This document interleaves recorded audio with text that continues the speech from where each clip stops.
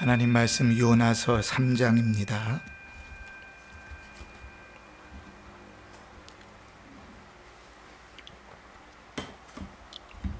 1절로 3절까지.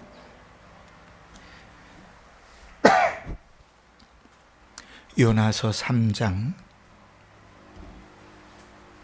1절로 3절까지. 우리 함께 봉독하면서 하나님 음성을 듣습니다. 요나서 3장 1절로 3절입니다. 시작. 여호와의 말씀이 두 번째로 요나에게 임하니라. 이르시되 일어나 저 큰 성읍 니느웨로 가서 내가 내게 명한 바를 그들에게 선포하라 하신지라. 요나가 여호와의 말씀대로 일어나서 니느웨로 가니라. 니느웨는 사흘 동안 걸을 만큼 하나님 앞에 큰 성읍이더라. 아멘. 우리가 지난주 수요일 날 요나에 대한 말씀을 나누고 오늘까지 요나에 대한 말씀들을 좀 나누려고 합니다. 성도가 그리고 사명받은 자가 영적으로 자고 있을 때 세상 사람들이 책망하고 손가락질한다 그랬습니다. 그럼에도 불구하고 깨닫지 못하는 자, 그가 요나였습니다.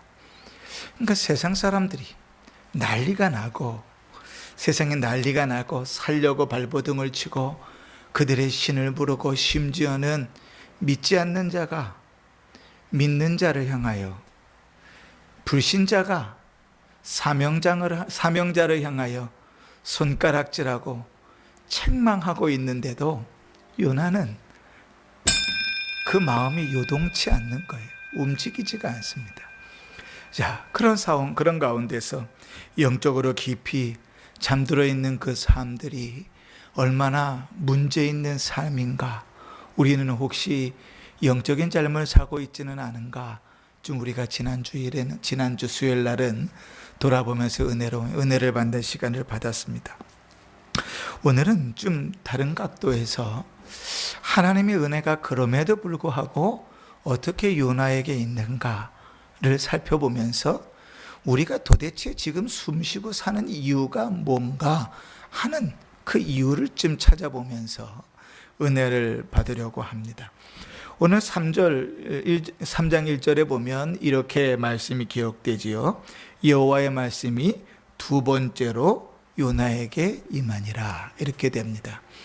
요나는 두 번째 기회를 얻습니다. 그러니까 요나가 두 번째 기회를 얻을 만한 자격이 있는가, 그렇게 생각해 보면 요나는 두 번째 기회를 잡기 위해서 노력한 것이 하나도 없습니다.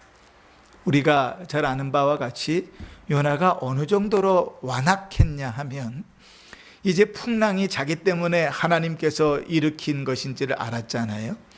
그럼에도 불구하고 그 자리에서 회개하지 않고 이방인들에게 손가락질 받고 있는데도 그 가운데서 회개하지 않고 차라리 내가 죽겠다, 그리고 물속에 뛰어들기를 작정했던 자가 요나입니다. 그러니까 영적으로 얼마나 깊게 잠자고 있으면 그 정도로 완악할까? 그렇지? 여러분 한번 생각해 보십시오. 요나가 영적으로 깨어야 될 그런 상황이 너무나 명확하지요. 물이 막 파도가 출렁출렁이고 있습니다. 배가 흔들리고 있습니다. 물이 막 들어오고요. 사람들은 자기의 신을 부르고 있고요. 그 가운데서 사람들은 살아보겠다고 자기의 소중한 것을 다 갖다 던지고 있는데, 그 중에서 잠자고 있는 자를 향하여 이방인들이 손가락질합니다. 너 예수 믿는 자라며 네 신에게 기도해라. 아이고. 네 신에게 기도해라. 네가 믿는 신에게 기도해라. 혹시 살려주겠지 않을까? 라고 책망까지 들었다고요. 그리고 좀 눈을 깨보니까 이 상황이 대충 어떻게 돌아가는지 알겠어요. 역시 선지자는 선지자예요. 그치? 하나님께서 풍랑을 보내셨구나. 그럼에도 불구하고 죽어도 차라리 죽지, 하나님 말씀을 순종할 생각이 없는 겁니다. 내가 물속에 빠져 죽으면 죽었지 회개하고 니느웨로 가서 복음 전할 생각은 없는 거예요. 그 요나에게 두 번째 기회가 주어질 이유가 있는가? 두 번째 기회를 얻을 노력이 그에게 있는가? 없다. 그러니까 하나님이 그를 억지로 회개하게 만드십니다. 그가 차라리 난 죽겠다 물속에 빠져들어갔는데 큰 물고기를 준비하셔서 뱃속에다 그를 가두시지요. 그죠? 보통 물고기가 씹어먹지 않고 확 다 삼켜버렸어요. 뱃속에 들어갔는데 아직도 미스터리인 것은 어떻게 물고기 뱃속에서 숨쉬고 살았을까 모르겠지만 하여간 물속에 뱃속에 들어가가지고 3일을 삽니다. 아무런 빛이 없어요. 마치 성경에서 표현하는 스월에 빠져 있는 것처럼, 지옥불에 빠져 있는 것처럼 캄캄한 그곳에서 그가 살아는 있으나 죽었고 죽은 것 같으나 살아있는 자기의 모습 가운데서 하나님 앞에 회개할 수밖에 없는 것이죠. 그 가운데서 간절히 회개합니다. 그리고 하나님을 찬양합니다. 그렇게 3일을 지냈더니 하나님께서 그를 다시 물고기 밖으로 내뱉어 버리셨는데 거기가 어디였어요? 니느웨였다고요. 그렇게 두 번째 기회가 주어지고 하나님의 말씀이 그에게 주어지는 겁니다. 여러분, 요나는 사명을 받을, 두 번째 기회를 받을 자격이 없는 자입니다. 우리는요, 늘 두 번째 기회를 받으면서 늘 그것이 마땅한 것처럼 생각할 때가 많아요. 마치 내가 잘해서, 내가 열심히 살아서, 내 신앙이 좋아서, 내가 봉사를 잘해서 늘 내가 실수했을지라도, 죄를 범했을지라도 두 번째 기회를 얻을 수 있다고 착각합니다. 그런데 여러분, 우리가 하나님 앞에 그렇게 긍휼을 입을 만큼 자격이 있는가를 따져 부르면 사실 우리는 그런 자격이 없는 사람입니다. 열왕기상 13장에 보면 한 이름 모를 선지자가 행한 불순종이 나오거든요. 유명한 이야기들은 우리가 잘 들으면 아는데 유명하지 않은 이야기들은 잘 모르니까 좀 사람들에게 잘 알려지지 않은 내용인데, 내용은 이렇습니다. 남과 북이 이렇게 갈라지고 나서 북쪽의 왕이 누가 됐냐면 여로보암이라는 사람이 왕이 됐거든요. 이 여로보암이요, 왕이 되긴 했는데 10개 족속의 왕이 되기는 했는데, 큰 지역을 차지하는 왕이 되기는 했는데 날마다 마음속에 노심초사해요. 왜냐하면 이스라엘 백성은 하나님께서 명령하신 대로 늘 절기에 1년에 3번은 남자는 어떻게 해야 돼요? 예루살렘에 가서 제사를 드려야 되는데 예루살렘은 어디 있냐면 남쪽에 있거든요. 그러니까 남북이 나뉘어져 있고 자기가 북쪽의 10개 족속의 왕일지라도 이스라엘 남북이 교류하는 한은 언제나 마음이 바뀔지 몰라요. 여러분, 우리가 남북이 지금 나눠져 있는데 요즘 이제 추석이었잖아요. 명절에 민족의 대이동한다고, 우리 그래서 추석 때는 명절이니까 서로 가서 고향 가서 명절 지냅시다. 그래서 다 남쪽으로 내려왔던 그 이북 사람들, 평양이 고향인 사람들이 다 평양으로 올라가고, 북쪽에 있었던 사람들, 저 부산이 고향인 사람은 남쪽으로 내려오고 왔다 갔다 온통 다 교류한다고 생각해 보십시다. 그러면 여러분 참 좋은 나라라고 생각돼요? 아니면 불안하겠습니까? 북한은 여전히 공산주의 국가고, 그런 상황에서 남북이 교류하는 것이 불안하겠지, 그지? 언제 어떤 일이 벌어질지 모르잖아요. 그러니까 여로보암이 그렇게 불안해서 노심초사해가지고 낸 묘책이 뭐였가 하면, 예루살렘으로 내려갈 필요가 없이 단과 베델이라는 것은 그 북이스라엘의 맨 위와 맨 아래입니다. 단은 맨 위쪽이지요. 우리 창세기 앞에 하면서 단에서부터 브엘세바까지, 이 얘기는 들어보셨죠, 그죠? 단은 가나안 땅의 맨 북쪽의 끝이고 브엘세바는 가나안 땅의 가장 남쪽의 끝입니다, 그죠? 자, 그런데 그러니까 남북이 나뉘어져 가지고 이제 북쪽 이스라엘이니까 위에는 단인데 밑에는 브엘세바가 아니라 베델이라고요. 베델을 정해놓고 북쪽의 단과 남쪽의 베델 두 군데에다가 제단을 만들어 놓은 다음에 거기다가 선지자도 세워놓고 또 6월 이스라엘 백성의 절기와 비슷한 절기도 다 만들어 놓고 이제 북쪽 이스라엘 백성들에게 마치 대단한 일이 벌어진 것처럼 이제 너희가 굳이 고생하고 애써서 그 밑에까지 예루살렘까지 내려갈 필요 없다. 우리나라에서 위쪽으로 아래쪽으로 어디든지 너희가 가까운 데 편한 대로 정한 명절에 단으로 가든지 베델로 가든지 가서 그 명절을 지키면 된다. 그렇게 정해버렸어요. 왕이 그렇게 선포해버리니까 온 백성들이 한꺼번에 다 하나님을 배교하는 상황이 되어져 버렸습니다. 심각한 죄지요. 그래서 여러분 혹시 기억나십니까? 왕들의 역사들을 쭉 읽을 때에 하나님이 마음에 드는 왕은 늘 뭐라고 표현하냐면 다윗과 같이 이렇게 표현해, 그죠? 다윗과 같이. 근데 하나님 앞에 악하고 참 마음에 안 드는 왕은 늘 뭐라고 표현하냐면 여로보암과 같이 이렇게 표현한다고요. 그렇게 극악하게 모든 백성을 죄악의 구렁텅이로 몰아넣었던 자가 여로보암이었다.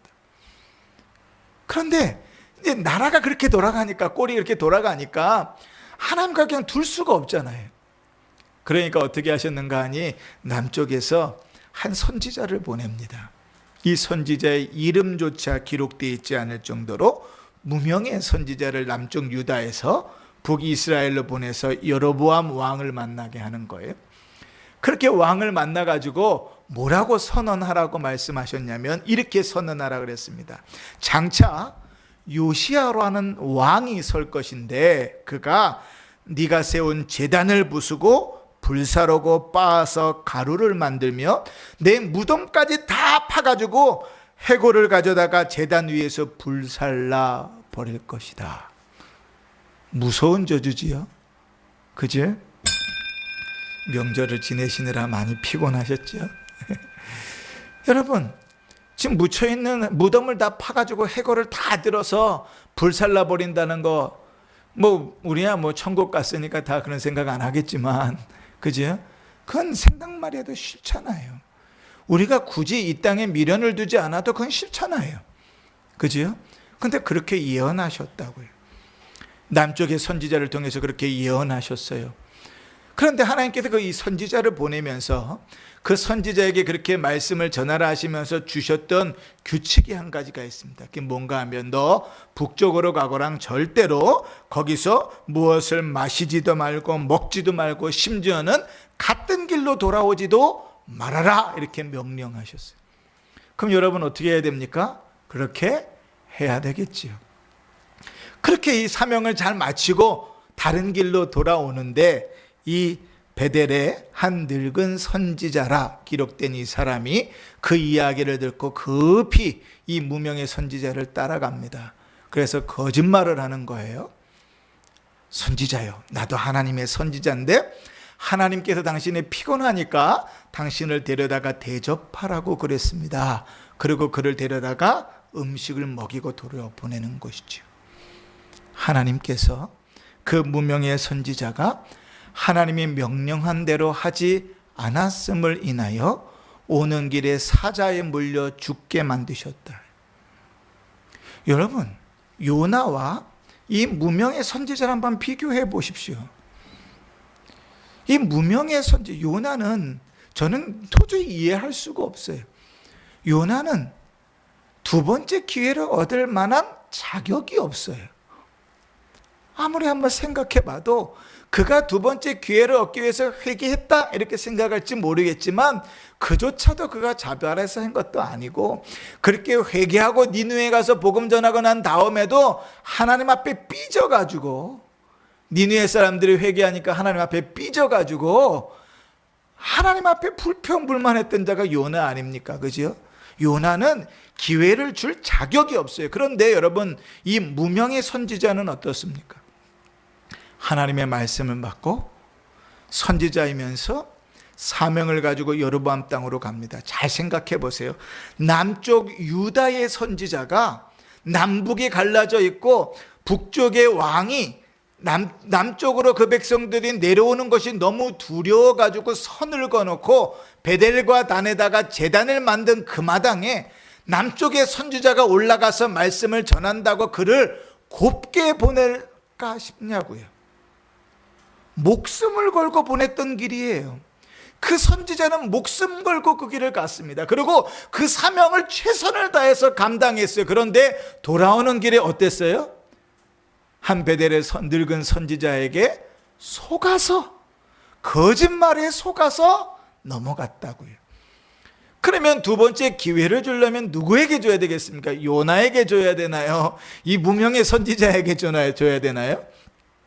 그렇죠. 상식적으로, 논리적으로 상식을 가지고 있는 사람이라면, 정신이 조금이라도 제대로 박혀 있는 사람이라면 누구에게 줘야 돼? 이 무명의 선지자에게 다시금 기회를 줘야지요. 오는 길에 당나귀로 하여금 말을 하게 한다든지, 하나님의 군대 장관을 세워놓든다든지, 그 어떤 방법을 써서 그를 회개하게 만들고 그리고 다시 돌아오게 하면 되잖아요.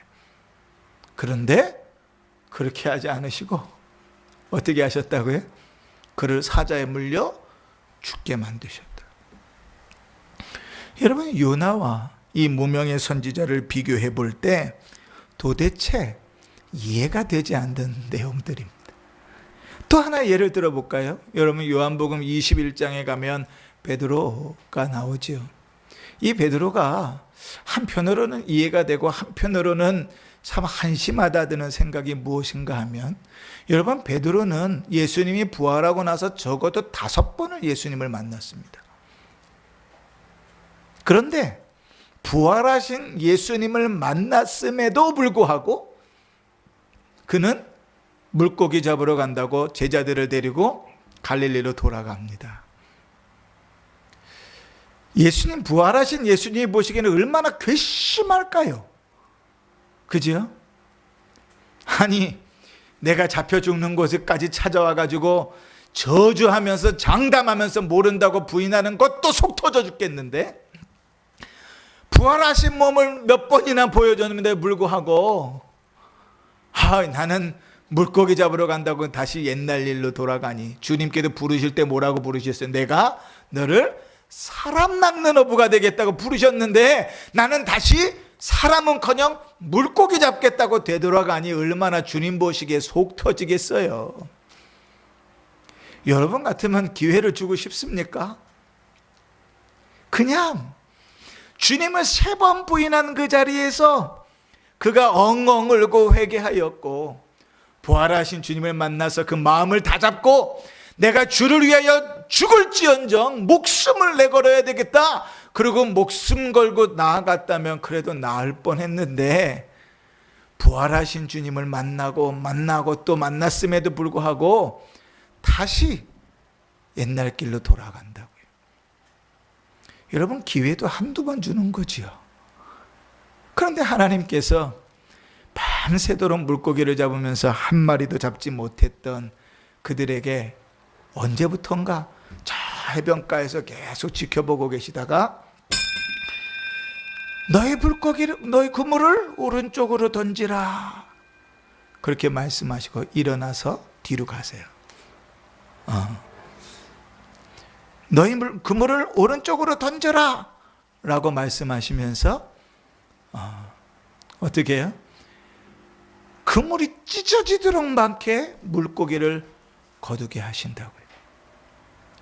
이제 누가 뭐라고 할 것도 없이 서로가 다 알아버렸어요.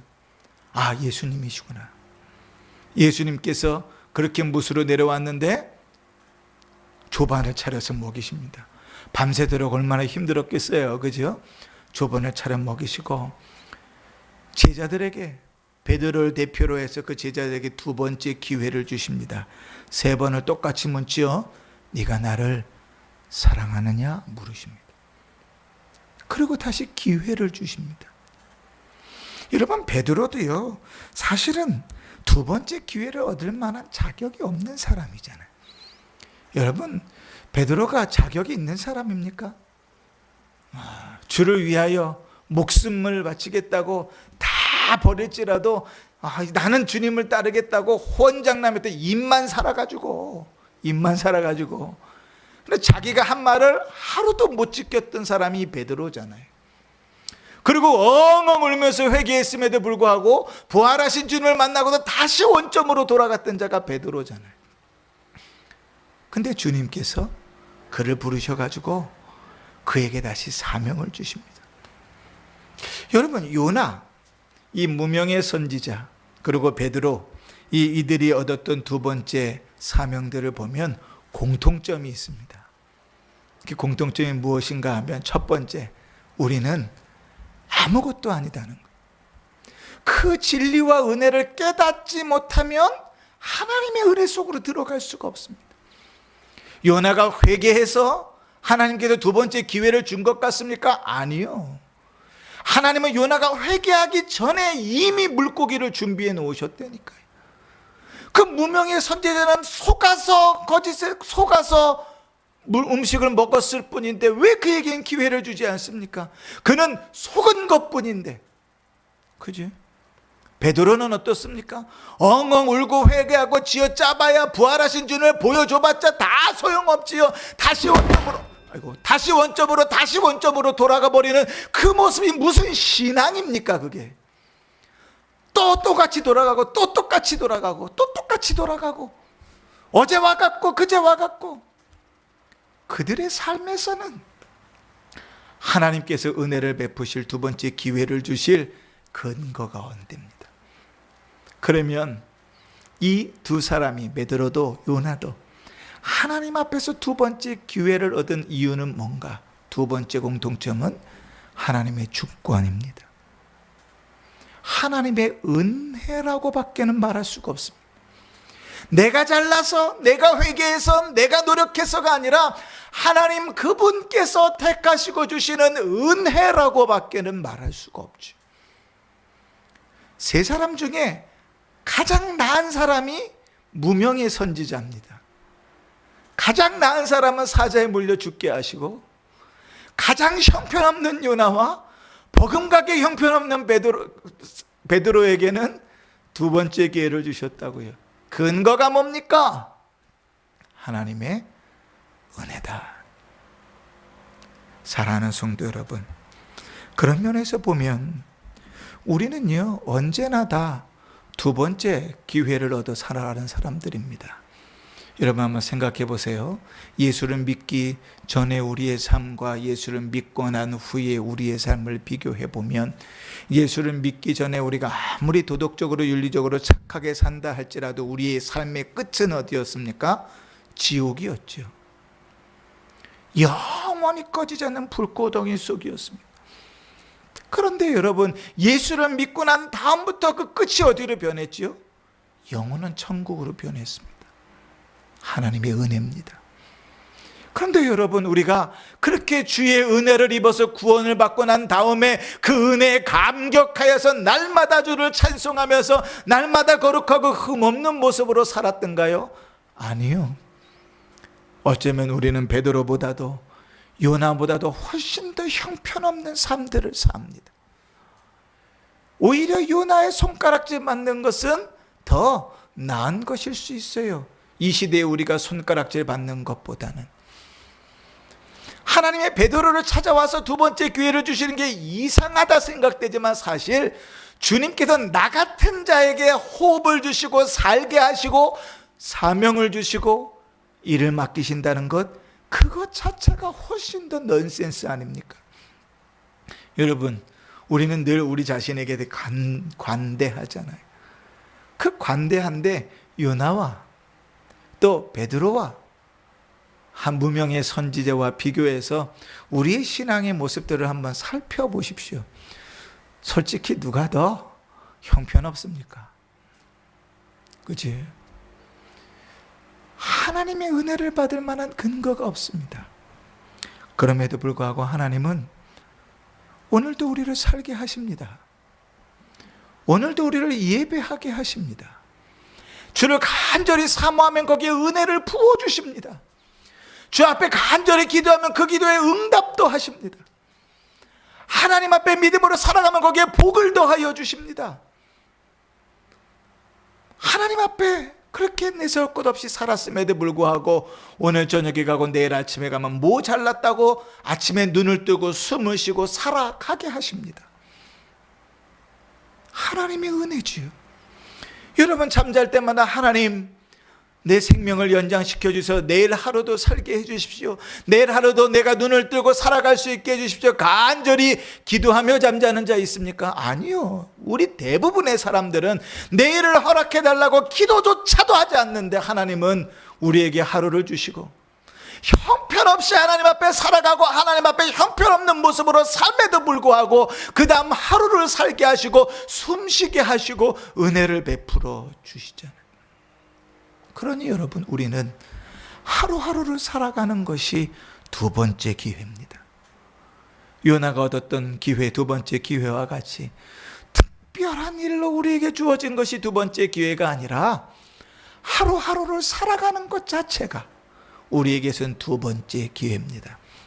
예수님께서 포도원밭에 비유를 하실 때 11시에 나가서 부르셨던 일꾼들이 있었잖아요. 그러면서 우리는 그 비유에서 11시에 부른 일꾼이 누구라고 이야기합니까? 나라고 얘기하죠. 나 같은 자도 주께서 부르셔서 저들과 동일한 은혜로 채워주셨다고 말하죠. 그러니 여러분 우리의 삶 가운데서 우리가 늘 두 번째 기회를 얻어 살아간다는 그 신앙의 고백과 믿음의 고백이 없으면 우리의 삶은 엉망이 됩니다. 히스기야를 잘 아시지요?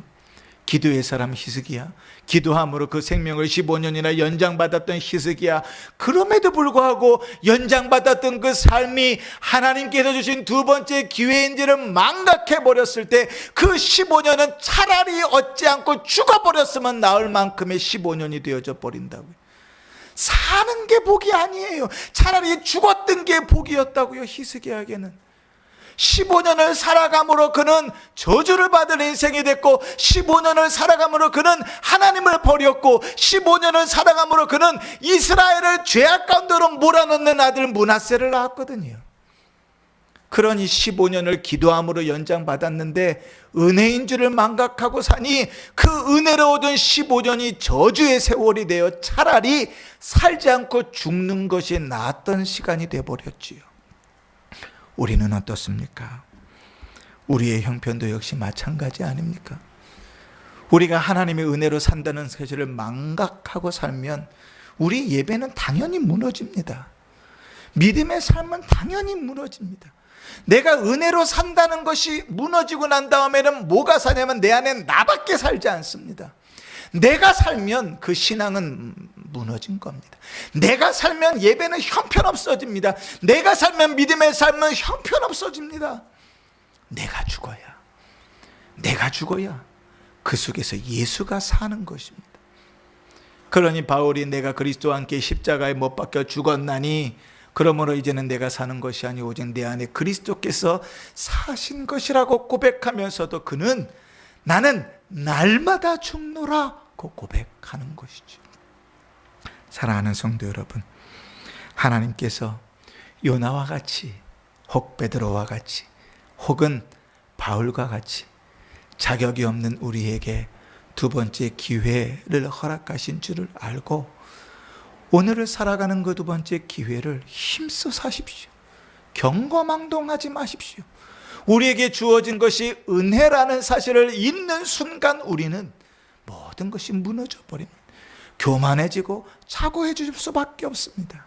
그러나 우리가 하나님의 은혜로 허락된 삶을 산다는 것을 인정하는 순간 우리의 모든 삶은 하나님을 높이고 겸손함으로 살아가게 될 것입니다. 주의 은혜로 사는 줄을 아는 자가 어찌 예배 가운데 은혜를 받지 못하겠습니까?